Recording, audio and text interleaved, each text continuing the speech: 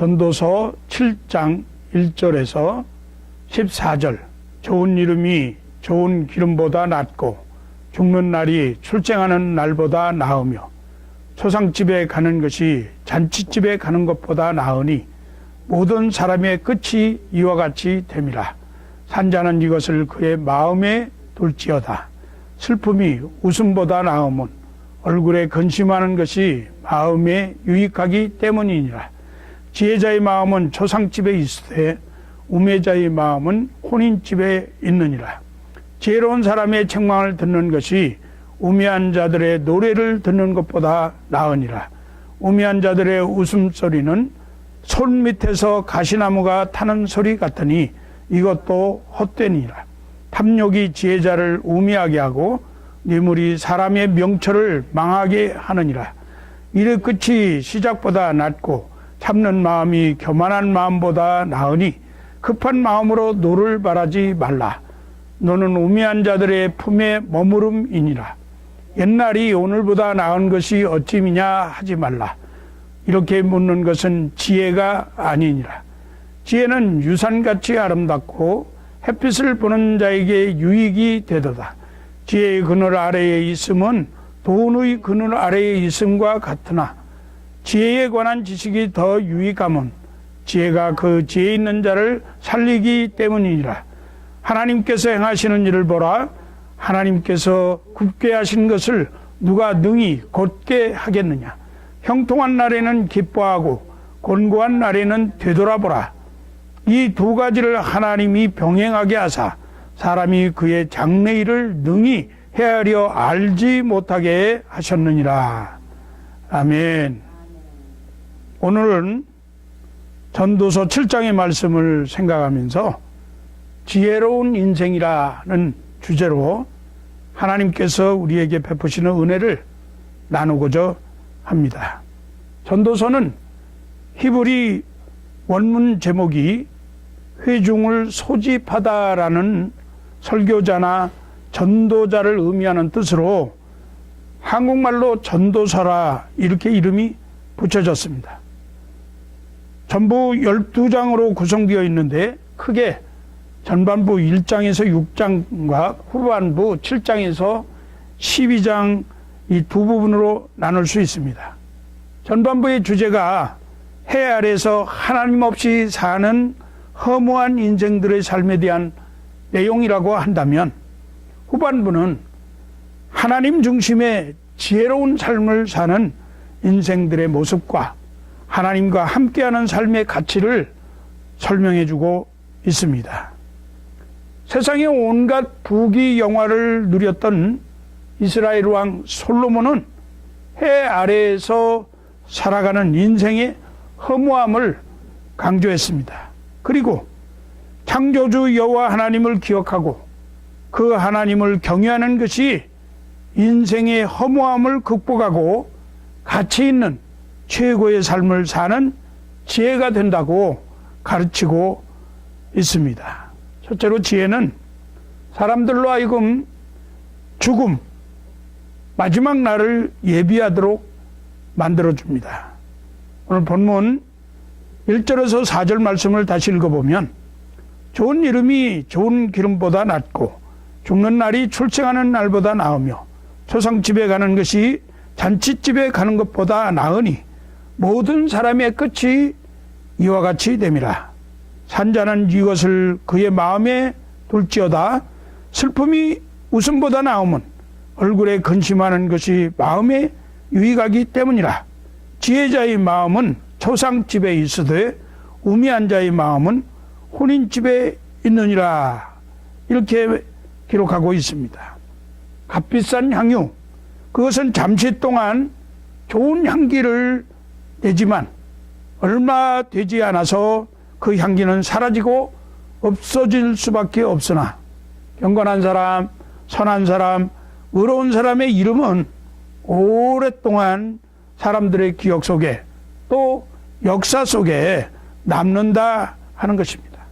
베다니의 마르다라는 여인을 우리가 생각해 보면 이 마르다는 예수님이 계실 때에 예수님을 위해서 아주 귀하디 귀한 향유 옥합을 깨뜨렸습니다.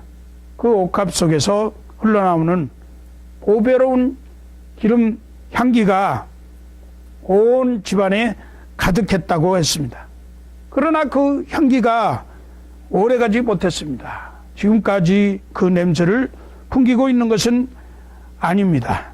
하지만 마리아가 그렇게 남겨놓은 아름다운 행위, 주님께 장례를 예비하면서 이렇게 향유를 부었던 그 사건은 지금도 잊혀지지 않고 우리에게 기억되고 있습니다.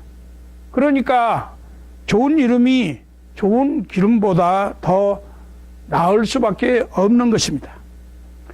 죽는 날은 사람들이 일생을 마감하는 날로 의인이 죄와 슬픔 또 질병과 고통이 없는 영원한 천국 하나님의 품으로 들어가는 날입니다.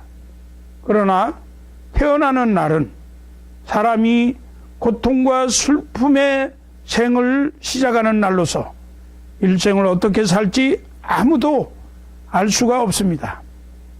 욥과 같이 정직하여 하나님을 경외하며 악에서 떠난 자가 세상에 없다고 하나님이 인정을 하실 만큼 의로운 사람이었는데 갑작스럽게 재앙이 닥쳐와서 고통을 당하게 된 이 욥은 그 짐이 너무나 무거운 나머지 하나님의 창조의 그 행위를 부정하듯이 자신의 태어난 날을 한탄하는 노래를 욥기 3장에서 하고 있습니다.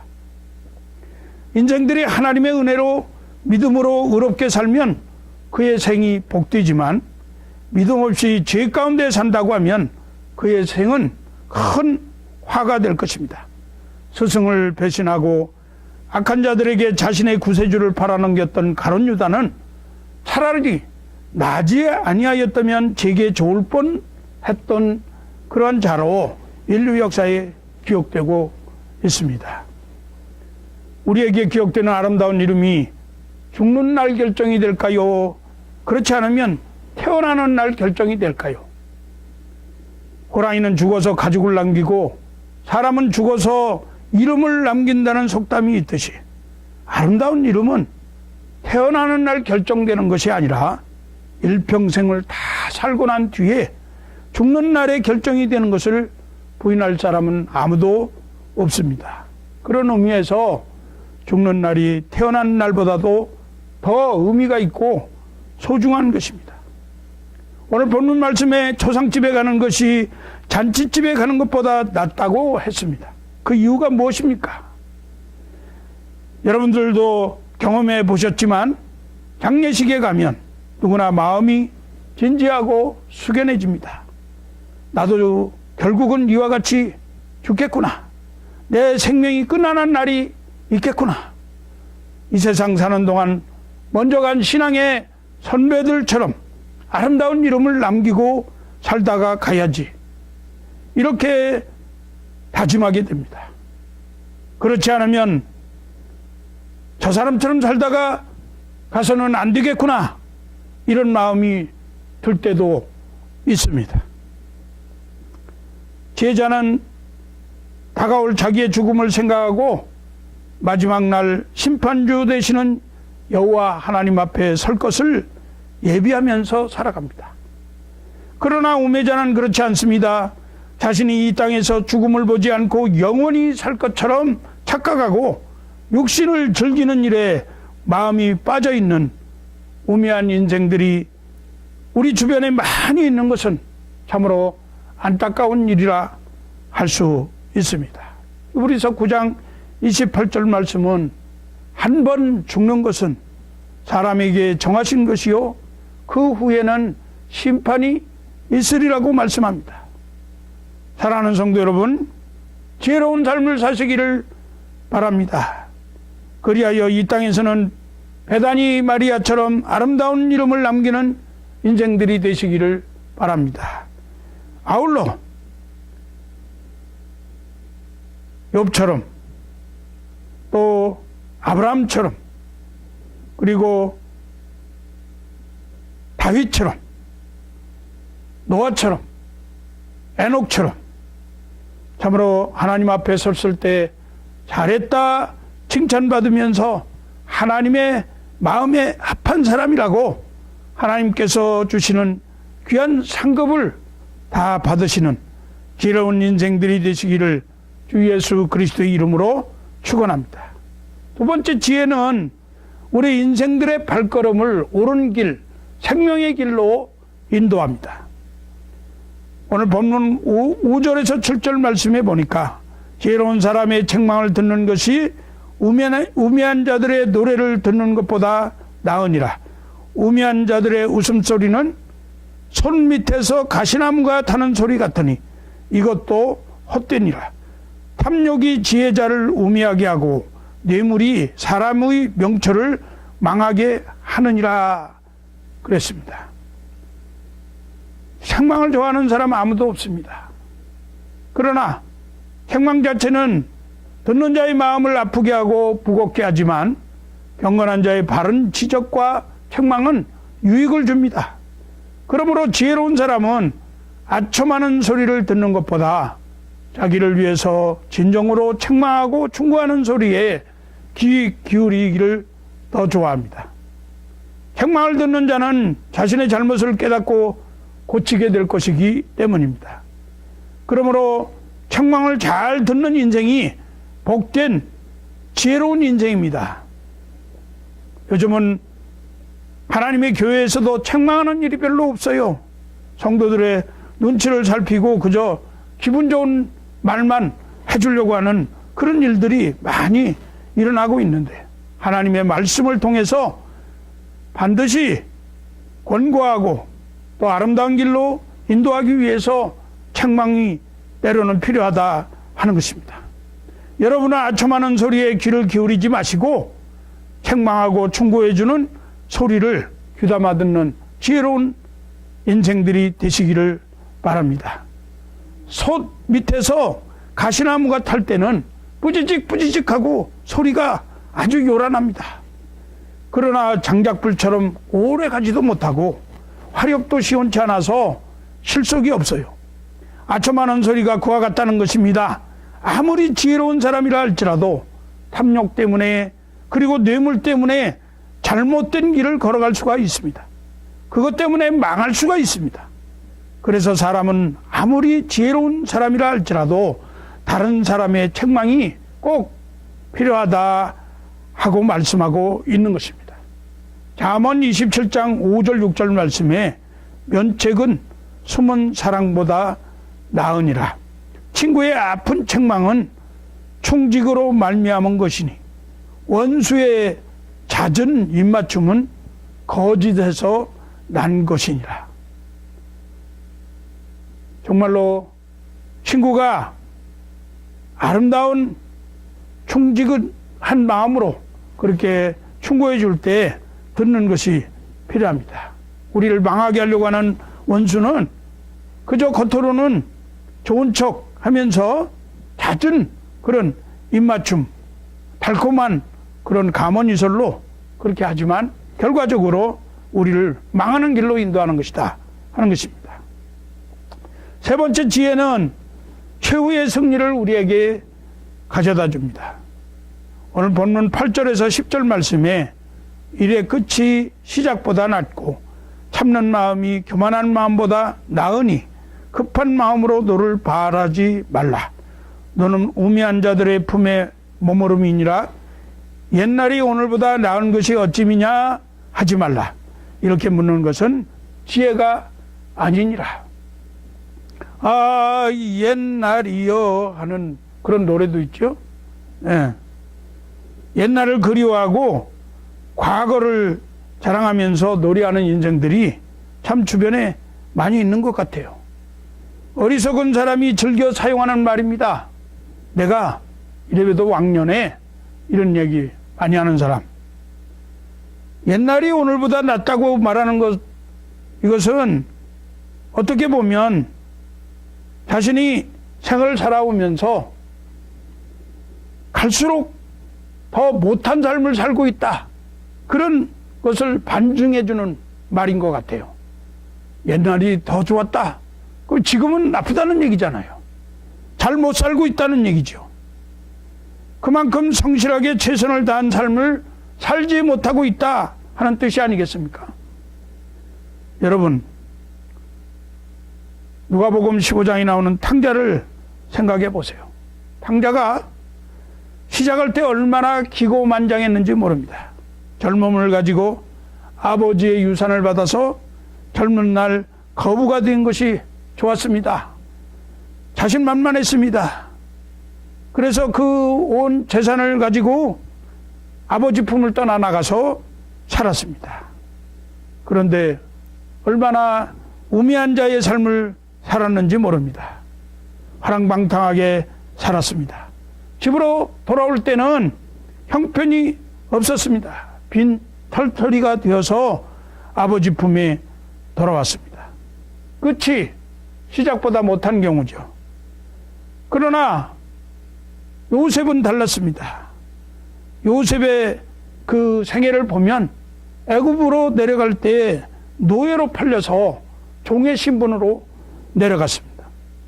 그러나 종의 신분을 가지고 있음에도 불구하고 하나님과 함께하는 지혜로운 인생의 삶을 살고 모든 시련을 다 이겨내고 거기서 심지어 자기 백성들을 구원하는 그러한 총리가 되었던 것입니다.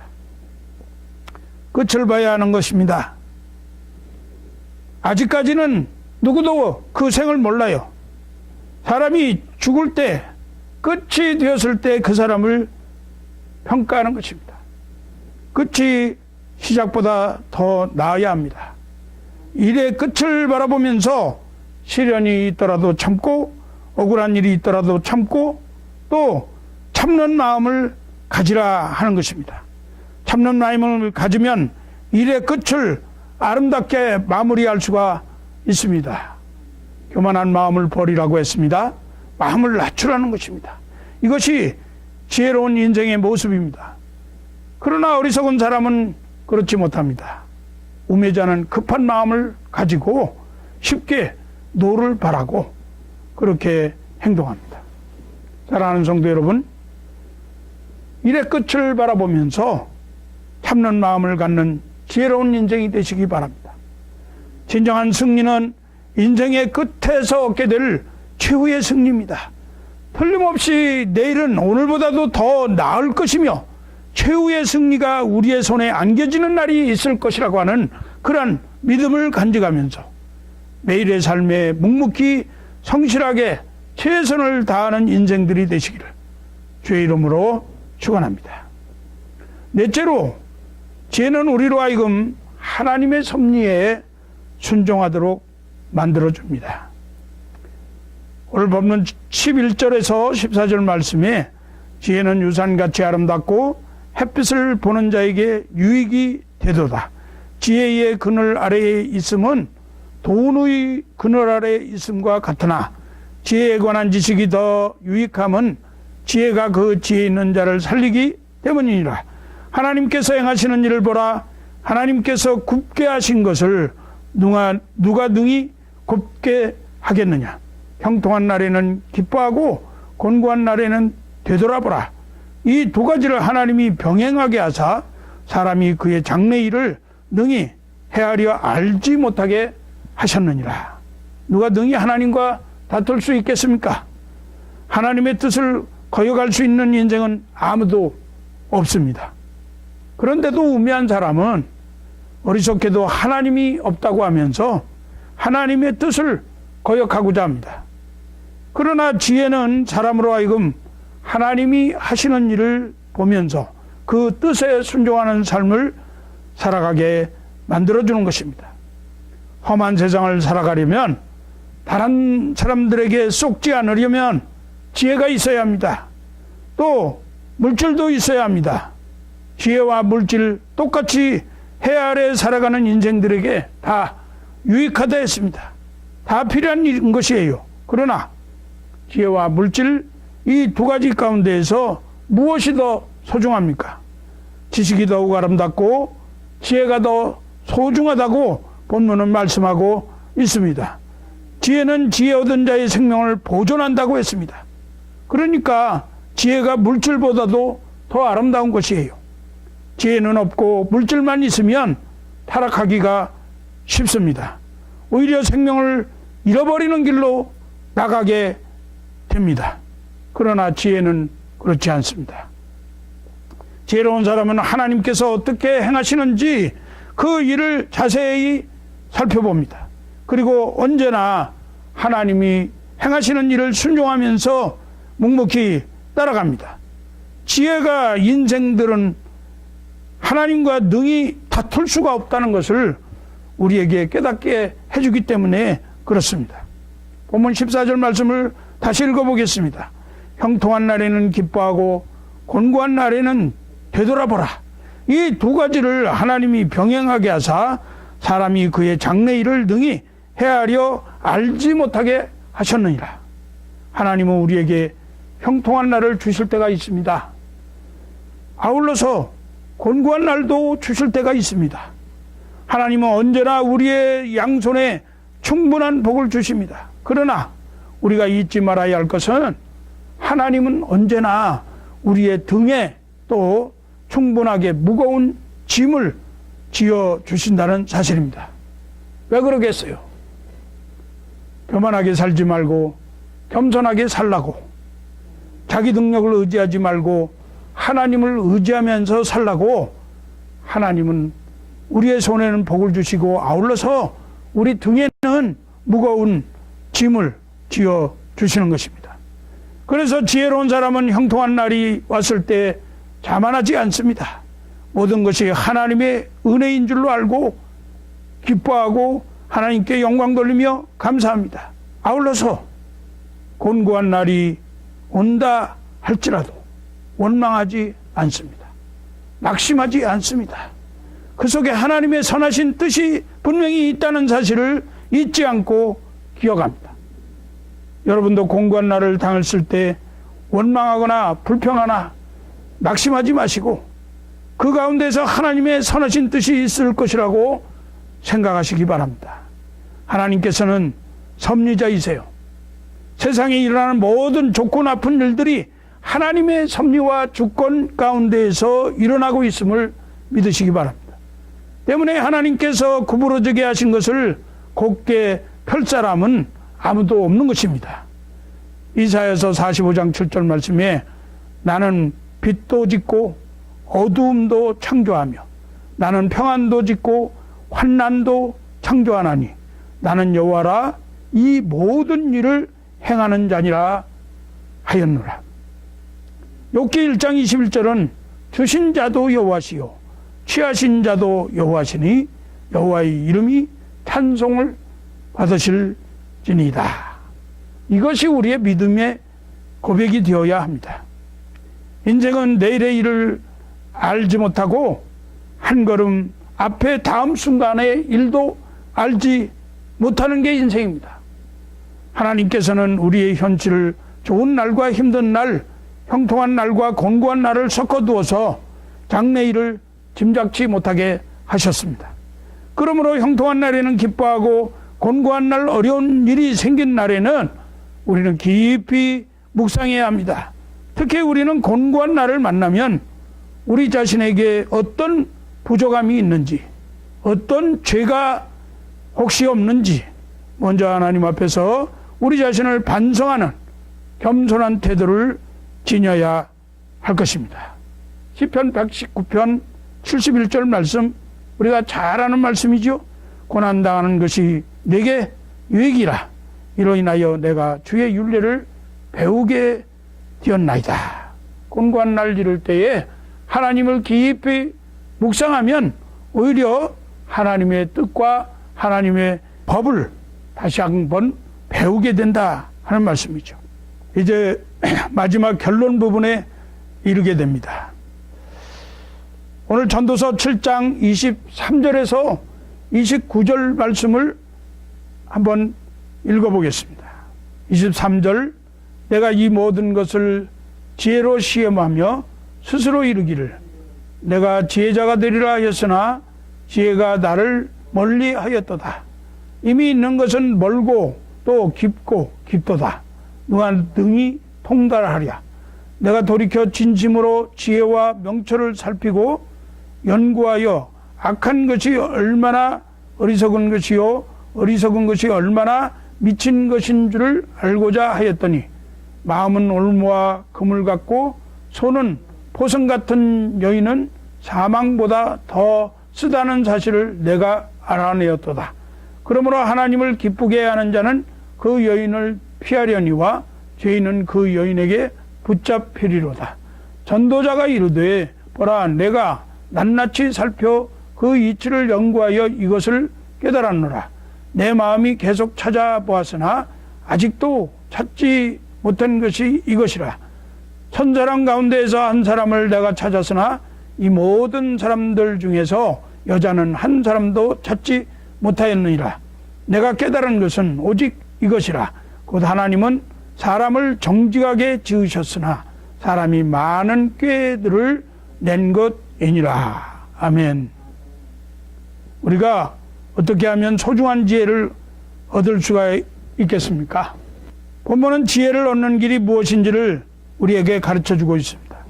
솔로몬은 자기 스스로의 노력으로 자기 능력으로는 지혜를 얻을 수 없었다고 밝히고 있습니다. 해 아래 되어진 모든 것은 우리 인간의 머리로 통달하기에는 너무나도 멀고 너무나도 깊고 깊다는 것입니다. 이 작은 인간의 머리로 하나님께서 하신 모든 일을 통달할 수가 있겠습니까? 인간은 전적으로 부패했기 때문에 아무리 노력해도 자기 능력으로는 지혜를 얻을 수가 없습니다. 지혜와 명철은 유익한 것입니다. 아름다운 것입니다. 소중한 것입니다. 그러나 지혜의 반대가 되는 어리석은 것, 우매한 것은 뭐라고 했습니까? 오늘 본문은 악한 것이요 미친 것이라고 했습니다. 솔로몬은 26절 말씀에서 그것을 비유적으로 이렇게 설명하고 있습니다. 솔로몬이 이방 여인들의 꾀임에 빠졌습니다. 이방 여인들의 유혹의 웃음은 그에게 올무와 금을 같았어요. 여인의 보드라운 손길은 포성같이 오랏줄같이 그를 꽁꽁 올가미었습니다. 그래서 솔로몬이 이방 여인들 때문에 사망보다도 더 독한 고통을 당했습니다. 우매가 그와 같다는 것입니다. 어리석음이 그와 같다는 것이에요. 그러면 어떻게 해야 우매함을 피할 수가 있겠습니까? 어떻게 해야 지혜를 얻을 수 있겠느냐 말입니다. 죄를 기뻐하고 죄를 즐기는 사람은 유혹에 쉽게 빠져버립니다. 그러나 하나님을 기뻐하는 자는 다릅니다. 하나님을 기뻐하는 사람은 마음에 자동적으로 하나님을 경외하는 마음이 생기기 마련입니다. 하나님을 경외하는 사람이 하나님께서 싫어하시고 하나님께서 기뻐하시지 않는 일을 어떻게 할 수가 있겠어요? 솔로몬이 깨달은 것이 무엇입니까? 여호와를 경외하라는 것입니다. 여호와를 경외하는 자가 모든 우매에서 벗어날 수가 있습니다. 여호와를 경외하는 것이 지혜의 근본이라고 말씀했습니다. 이제 말씀을 맺습니다. 하나님은 사람을 정직하게 지으셨다고 했습니다. 하나님의 형상대로 우리 인간을 만드셨는데 따라서 우리 인간은 하나님의 뜻대로 살기만 하면 아무런 문제가 없는 거예요. 얼마든지 행복하고 아름답게 생을 살아갈 수가 있습니다. 그런데 문제가 무엇입니까? 사람이 많은 꾀를 낸 것이라는 거예요. 이것이 문제입니다. 따먹지 말아야 하는 선악과를 아무리 그것이 보암직하고 먹음직하고 탐스러워 보인다 하더라도 따먹지 말았어야 하는데 지혜가 생길까 꾀를 내고 따먹으니까 문제가 생기건 아닙니까? 쉽게 풀릴 수 있는 문제가 왜 자꾸 어지러워집니까? 왜 복잡하게 문제가 꼬여갑니까? 우리 인생들이 자꾸만 그 꾀를 내고 얄팍한 수를 써서 그거를 극복하려고 하는 그런 것 때문에 그렇습니다. 문제가 있을 때 하나님 앞에 엎드려야 돼. 하나님이 지혜를 달라고 그렇게 하나님께 구해야 하는데, 그러한 생각보다도 인간의 꾀를 가지고 이겨보려고 하니까 그런 문제가 생기는 것입니다. 여러분은 하나님을 경외하는 모습이 되시기를 바랍니다. 하나님의 말씀대로 순종하면서 사시기를 바랍니다. 하나님이 지으신 정직함으로 살아가시기 바랍니다. 그것이 바로 지혜로운 인생이 되는 것입니다. 야고보서 1장 5절 말씀에 너희 중에 누구든지 지혜가 부족하거든 모든 사람에게 후히 주시고 꾸짖지 아니하시는 하나님께 구하라. 그리하면 주시리라. 아멘. 지혜의 근원은 하나님이십니다. 하나님을 경외하는 자에게 하나님께서 은혜로 주시는 것이 지혜입니다. 선물로 주시는 것입니다. 지혜가 부족하다고 생각하십니까? 후히 주시고 꾸짖지 아니하시는 하나님께 구하라고 했습니다. 하나님 경외하는 마음으로 하나님께 지혜를 구하는 지혜로운 인생이 되시기를 바랍니다. 후히 주시고 꾸짖지 아니하시는 우리 하나님께서 풍성한 지혜를 우리 모두에게 내려주셔서 이 땅에서 참으로 지혜로운 생명의 길로 가는 그러한 삶을 사는 우리 성도님들 되시기를 주 예수 그리스도의 이름으로 축원합니다. 이 전도서는 결말을 이렇게 내고 있어요. 12장 12절에서 14절 말씀에 내 아들아 또 이것들로부터 경계를 받으라. 많은 책들을 짓는 것은 끝이 없고 많이 공부하는 것은 몸을 피곤하게 하느니라. 이래 결국을 다 들었으니 하나님을 경외하고 그의 명령들을 지킬지어다. 이것이 모든 사람의 본분이니라. 하나님은 모든 행위와 모든 은밀한 일을 선악간에 심판하시리라. 이래 결국이 뭐예요? 하나님을 경외하고 그의 명령을 지키고, 이것이 사람의 본분이다.